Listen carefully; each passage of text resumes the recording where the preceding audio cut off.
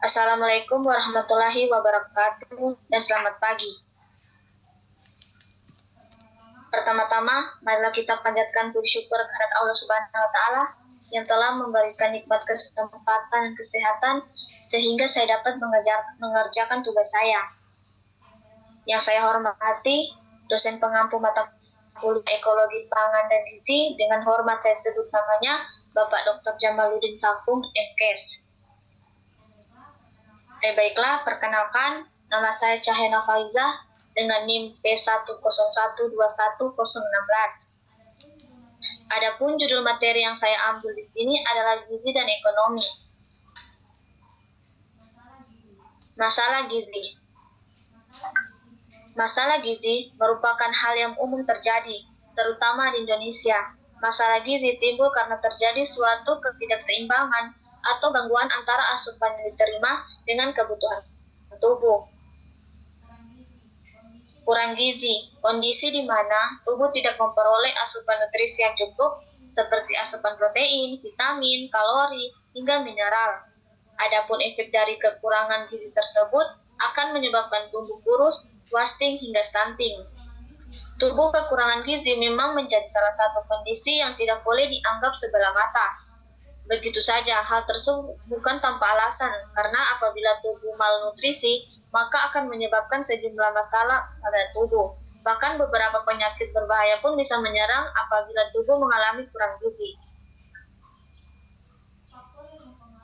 Faktor yang mempengaruhi kurang gizi, yang pertama itu ada ekonomi, di mana masalah ekonomi merupakan salah satu faktor yang sangat dominan dialami oleh banyak keluarga. Dalam mencukupi kebutuhan gizi anak, banyak orang tua yang merasa kesulitan. Penyebabnya adalah keadaan ekonomi yang lemah, penghasilan dari pekerjaan kurang mencukupi, dan harga dari bahan makanan yang mahal.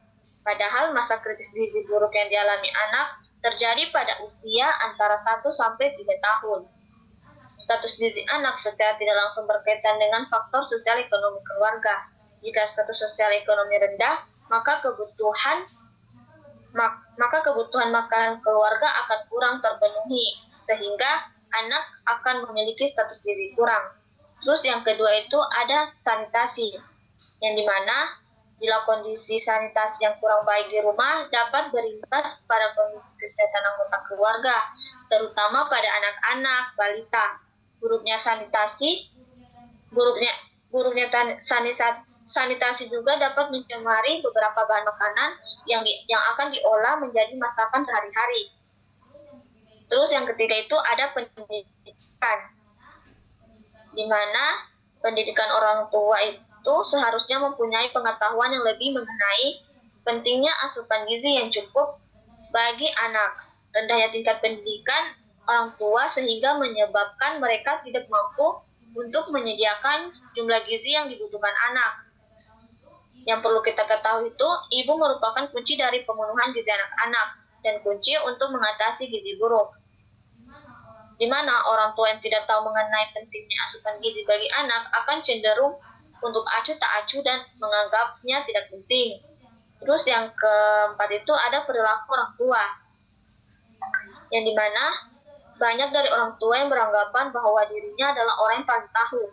Padahal sebenarnya itu mereka masih memerlukan bantuan dan bimbingan dari tenaga kesehatan, medis, dan para ahli gizi untuk mengatasi permasalahan kesehatan dan gizi yang dialaminya.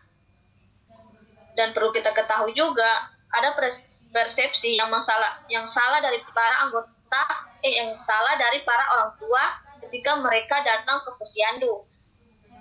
Seringkali mereka itu malas datang karena takut diceramahi lah, dimarahi pada tenaga kesehatan tentang masalah gizi. Perilaku dan pola pikir orang tua yang seperti itu berbahaya dan dapat menyebabkan anak selalu dalam kondisi kurang gizi dan anak menjadi lebih rentan terkena penyakit. Terus yang terakhir itu ada jumlah keluarga. Nah, hal ini juga berpengaruh juga pada jumlah anggota dalam keluarga. Banyaknya jumlah anggota keluarga juga itu mempengaruhi konsumsi pangan. Jika pendapatan keluarga rendah, sedangkan jumlah anggota keluarga banyak, maka diperlukan pembagian makanan yang merata dalam keluarga tersebut.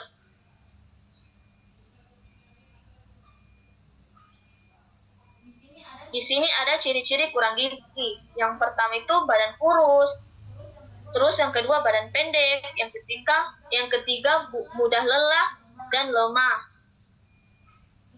Terus di sini ada cara mencegah anak kurang gizi. Yang pertama, memberikan buah dan sayur dalam setiap menu makanannya.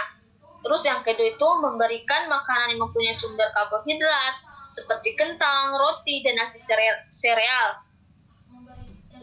Yang ketiga, memberikan makanan mempunyai sumber protein seperti daging, telur, ikan, dan kacang-kacangan. Terus yang keempat itu memberikan asupan vitamin dari susu dan produk turunannya. Terus yang terakhir itu selain memberikan makanan bergizi pada anak-anak, anak-anak harus banyak melakukan aktivitas fisik seperti olahraga atau aktivitas di luar ruangan. Baik, itulah pemaparan materi dari saya. Saya mohon maaf bila ada kesalahan dalam mengucapkan kata-kata. Dan saya akhiri, wabillahi taufiq wal hidayah. Wassalamualaikum warahmatullahi wabarakatuh.